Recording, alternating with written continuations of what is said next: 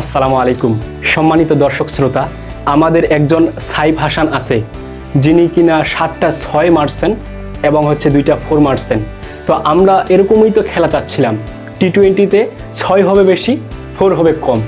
সাইফ হাসান আজকে যে ইনিংসটা দেখাইলো, আমরা চাই তিনি ভবিষ্যতে এমন ইনিংস আরও দেখাবে। জাকের আলীকে যে কি বলবো, উনি বাংলাদেশের টি-20র ক্যাপ্টেন, প্রায় প্রত্যেকটা ম্যাচেই তিনি 100-এর নিচে স্ট্রাইক রেট। আজকেও যে ব্যাটিং করলেন, আজকেও যে ইনিংসটা খেললেন, 100-এর নিচে স্ট্রাইক রেট। আমি বুঝি না, উনি একজন ক্যাপ্টেন, বাংলাদেশের ক্যাপ্টেন, তিনি 100-এর নিচে কিভাবে ব্যাট করে, 100-এর নিচে স্ট্রাইক রেটে কিভাবে ব্যাট করে, এটা আমার মাথায় ঢোকে না। আমার কথা হচ্ছে, সোহানকে ক্যাপ্টেন দিলে কি যে হয়, বাংলাদেশের টিম ম্যানেজমেন্ট এরা যে কীভাবে, আমার মাথায় ঢোকে না। যাই হোক, বাংলাদেশ তাও জিতেছে। বাংলাদেশ আফগানিস্তানকে হোয়াইট ওয়াশ করেছে, এই জন্য বাংলাদেশকে কংগ্রাচুলেশন, বাংলাদেশকে অসংখ্য অভিনন্দন।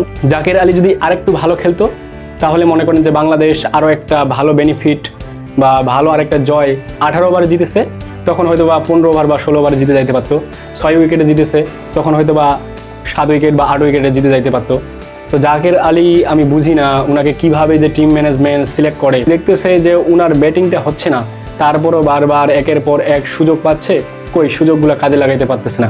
সাইফ হাসানের ইনিংসটা এতটাই ভালো লাগছে, 7টা 6 মেরেছে, 2টা 4 মারছে। আশা করি উনি ভবিষ্যতে আরও ভালো খেলবে, বাংলাদেশকে জয় উপহার দিবে। 2026-এ যেহেতু টি-20 ওয়ার্ল্ড কাপ, আশা করি এই টি-20 ওয়ার্ল্ড কাপে বাংলাদেশ ভালো কিছু একটা করবে। সকলে ভালো থাকেন, সুস্থ থাকেন।